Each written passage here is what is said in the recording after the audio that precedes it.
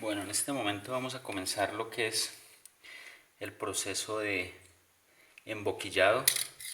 ¿Qué es emboquillado? Llenar de material todas las grieticas, pero antes necesitamos limpiarlas. ¿Limpiarlas de qué? Del exceso de pegante, como esto que vemos acá. Entonces, con un bisturí eh,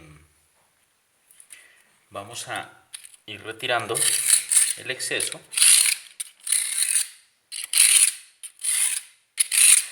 y vamos dejando la grieta limpia, lista para aplicarle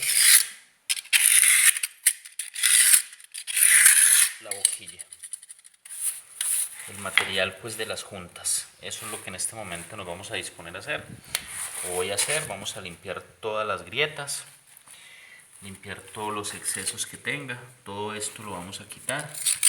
Es muy fácil, simple y sencillamente con un bisturí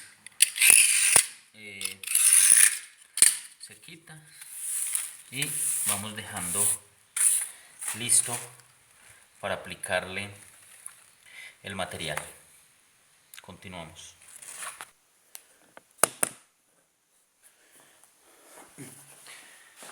Bueno, en este momento vamos a comenzar el proceso de emboquillado. Acá tenemos la masilla, a ver si se alcanza a ver. Ahí está. Este tipo de material lo vamos a aplicar con una llana plástica. Las venden exclusivamente para eso. No son muy costosas y son como la mejor alternativa para hacer ese tipo de cosas. Después de que ya está seco, después de unos minutos, quitamos el exceso con espuma y agua. Ya lo van a ir viendo. La masilla debe estar de una consistencia cremosa. A ver si lo pueden ver ahí. ¿Se dan cuenta? De una consistencia cremosa, no muy aguada, no muy líquida, no muy seca, más o menos en un término medio que se pueda trabajar. Bueno, vamos a hacerlo.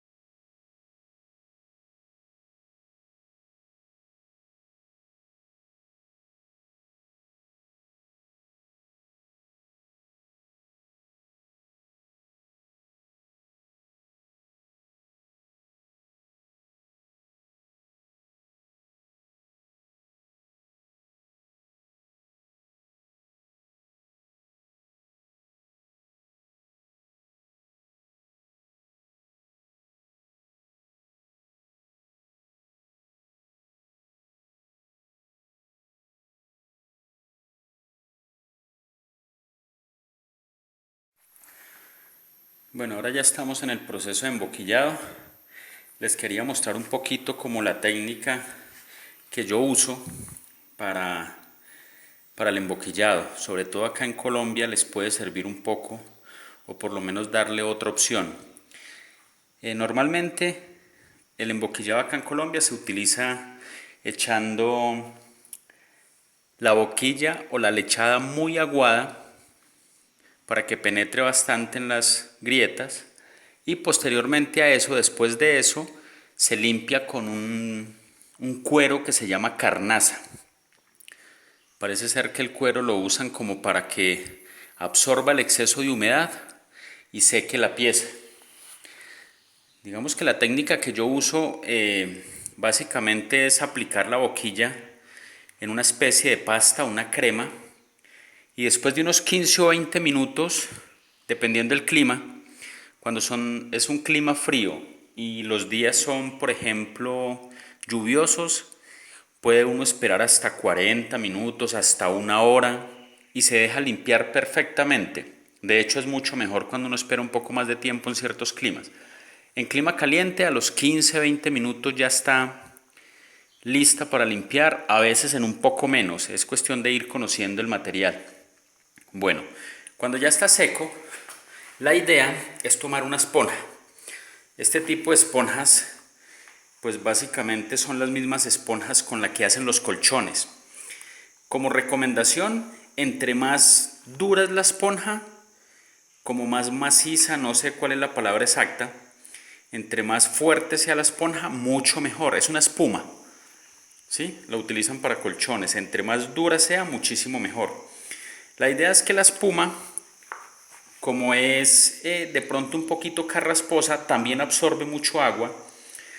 Va a servir como una especie de, imagínenselo como una lija.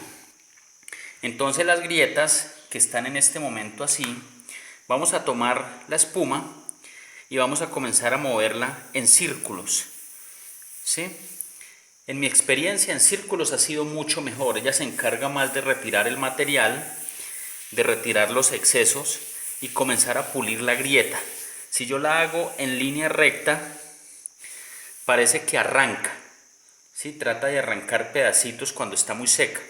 En cambio, en círculos, ella se encarga de desbastar, como una especie de lija. Imagínense en una lija, en este caso es una esponja suave, tratando de desbastar todo este tipo de materiales. Y a medida que lo va haciendo en círculos, va retirando el exceso y va destapando la grieta, va destapando la junta, ¿sí? Entonces, en círculo funciona muchísimo mejor, de una manera mucho más apropiada, ¿sí? Esta es como la manera que yo utilizo pues como para limpiar. Normalmente pues siempre lo hago así. Ya a medida pues que la esponja se va saturando del color que estemos utilizando, nos vamos a lavarla, ¿sí? La esponja absorbe mucha agua, la espuma, ahí va quedando pues como el exceso y la esponja pues va quedando limpia. Y por donde ya pasamos, con que pasemos una sola vez, va quedando muy limpio. ¿Se dan cuenta? Ve, ahí está. Entonces, ese es más o menos como el proceso y otra manera de hacerlo pues mucho más fácil, que es con este tipo de esponjas. Todavía hay gente que utiliza la carnaza, todavía hay gente que utiliza otro material que vende mucho en las ferreterías que le llaman estopa, que es como una especie de fibra. Entonces cogen el puñado y con eso soban los pisos.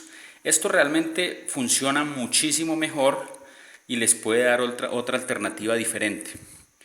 Pues a lo mejor se animan y la usan y tienen otra opción. Por ahora pues vamos a seguir. Yo después de que lo voy dejando con la primera pasada, le doy unas 3 pasadas con esta esponja, quito todo el exceso, cambio el agua, vuelvo y limpio, cambio el agua y por último trapeo los pisos. Antes de que se sequen, los trapeo con agua limpia y un trapero. Y voy observando si se seca y me van quedando manchas, es porque me quedó material en ese punto. Hay que retirarlo. ¿A qué me refiero? Manchas como las que se ven allá. Si ustedes se dan cuenta, allá todavía no está limpio, pero por ponerles un ejemplo, la mitad de la baldosa supuestamente está limpia y en los lados aparece este polvo. Cuando está mal limpio, después de que se emboquilló, ese polvo no puede quedar. Debe quedar la baldosa absolutamente limpia como está en el centro, después de seco. Entonces es muy importante tenerle cuidado a eso. El emboquillado es fundamental, en mi opinión personal, es realmente lo que hace a un buen enchapador, a un buen pegador de cerámica. Un buen emboquillado puede tapar las imperfecciones de una mala instalación de cerámica, pero un mal emboquillado es muy probable que haga ver feo una buena instalación de cerámica. Entonces es un paso que hay que tener muchísimo cuidado. Acá veo que se lo entregan mucho a los ayudantes y hacen un mal trabajo con el emboquillado, y me parece que el emboquillado es el más importante estéticamente. Yo diría que corresponde al 90% de lo que es una pegada de cerámica, ¿no? De una presentación. Así que pienso que vale la pena tenerle mucho cuidado y aprender nuevas técnicas. Vamos a continuar.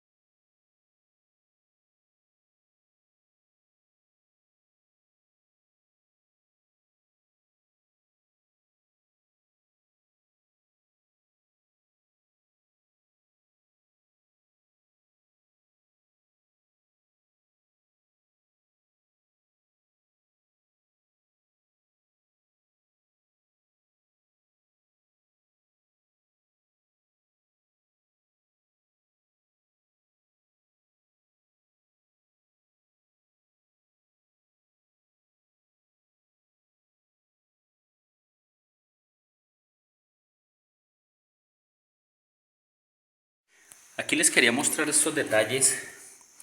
Cuando lleguen a las esquinas, normalmente se encuentra uno con pisos ya terminados con este tipo de detalles, ¿sí? Dejan el grupo de boquilla arrumado en una esquina y eso se ve bastante mal. Es muy importante con un bisturí cortar y organizar perfectamente el filo, que se vean los ángulos con mucho cuidado, ¿sí? Con la esponja, pues con alguna parte de pronto que entre hasta la esquina, se limpia. La idea es que las aristas se vean, ¿sí? Que se vea bien. Por eso les decía que este trabajo de la emboquillada es supremamente importante. Hay que cuidar todos estos detalles para que, ve, ¿se da cuenta? Aún así todavía le falta un poquitico. Normalmente con el mismo bisturí lo hago, de tratar de llegar bien a la esquina y que la arista, que se note pues muy bien las aristas, que no nos quede el tumulto de boquilla en esas esquinas. Es muy importante, pues, como consejo. Eso hace parte de la cantidad de pequeños detalles que marcan la diferencia entre un buen trabajo y uno que tal vez desmejora un poco, sin criticar a nadie. Vamos a continuar. Bueno, aquí ya tenemos el piso ya terminado.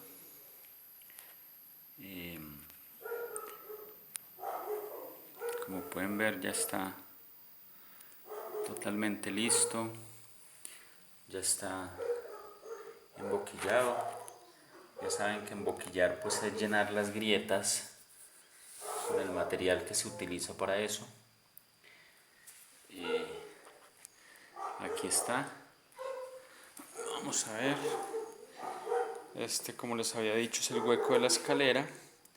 Y como les había dicho inicialmente, el punto que para mí es bastante importante era este, que es donde termina la escalera, que era lo que les decía de no cortar la cerámica en ese punto, y yo lo utilicé como punto de referencia para desde ahí comenzar a pegar la cerámica hacia los lados.